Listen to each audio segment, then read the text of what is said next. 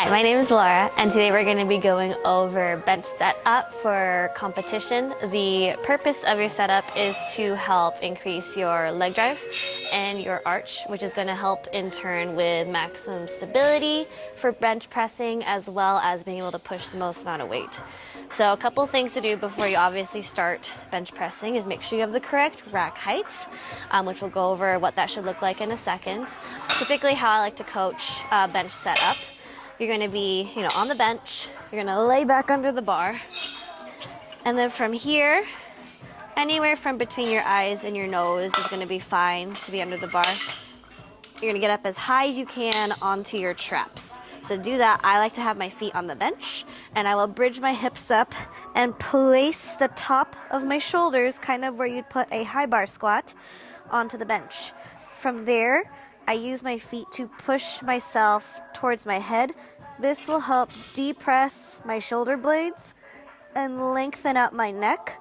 So when you are setting up on the bench, you should feel the tops of your shoulders and the back of your neck are kind of your points of contact for your arch. The goal here is not to have as straight of a wrist as possible. You want to have like a position for your wrist and bar placement where you can be passive but stacked. So that'll typically, for most people, be towards the heel of your hand, and you have a slight diagonal angle inward with your fingers. Now that varies with your grip width.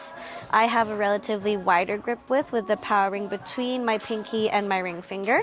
If you're narrower, you're going to want to be a little bit more fingers up.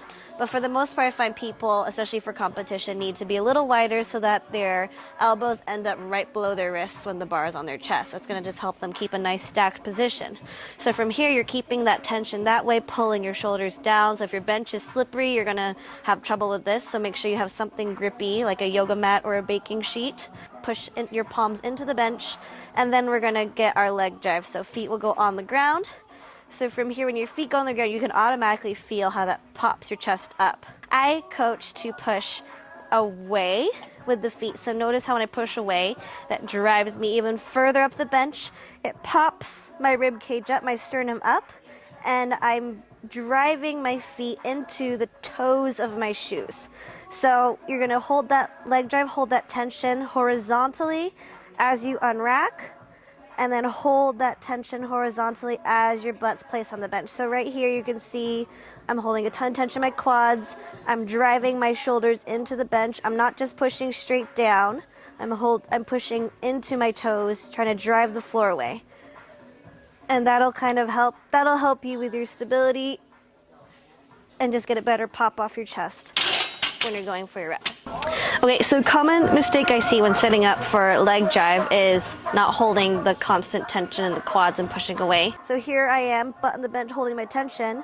Sometimes people lose their tension and you see their body shift away, shift towards their feet. So you want to keep yourself pushing away from your feet. You don't want to feel your body shifting into your knees or towards your feet. Sometimes what I see is you're holding tension, and then people lose it when the bar's on their chest and then get it back when they go to press. That's how you often see people's butts coming off the bench and just getting not as strong of a push off your chest when you're pressing. Okay, so for your rack height, it's important for your setup because you don't want it too high or too low. You want it so that when you go to press it out of the rack, you have about an inch of clearance. So you can see this would be a super too low rack height, and the issue here, like obviously you can get out the rack, but the issue here is you're doing basically a half rep to bring it out, and you can see how much clearance you have there. So here, you'll notice I have barely any clearance when I press out, and then I barely clear it coming in. So that's just gonna be a little too high. Like you notice when I go to depress my shoulders and the bar sitting in my hands, it's lower than the rack, so I have to actually push up to get it back in, and I have to reach up to get it out. So we don't want that because that's going to ruin our nice shoulder setup that we just got from setting our arch. You want it low enough so that you have that good inch, so when it gets heavier, you have enough clearance and you're not going to be catching the rack when you're unracking and re-racking. Hear you say, action! Oh gosh! Okay, and that's how you set up for competition bench. If you liked what you learned, go ahead and give me a follow on Instagram at Lil Laura Lifts. I have availability for individualized remote coaching, so you can go ahead and send me a DM on there. Otherwise, like and follow and stay tuned for the next video.